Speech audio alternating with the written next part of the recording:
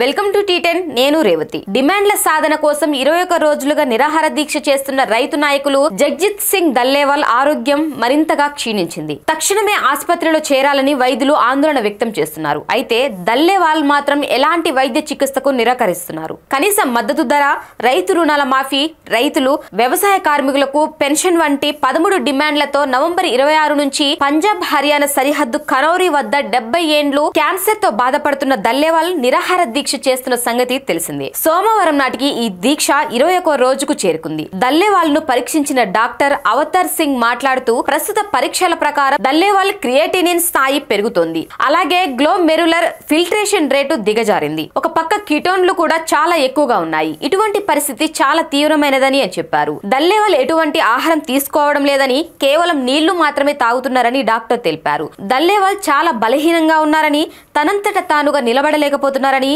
BP కూడా చాలా తక్కువగా ఉందని చెప్పారు. అయితే దల్లేవాల్ మాత్రం వైద్య చికిత్సకు నిరాకరిస్తున్నారని, ఆయనతో చాలా కాలం నుంచి అనుబంధం ఉన్న మరో రైతు నాయకులు అభిమన్యు కోహర్ తెలిపారు. ప్రభుత్వాల తప్పుడు విధానాల కారణంగా ఆత్మహత్య చేసుకున్న 7 లక్షల మంది రైతుల జీవితాల కంటే తన ప్రాణం ముఖ్యం కాదని దల్లేవాల్ చెప్పినట్టు అభిమన్యు కోహర్ తెలిపారు.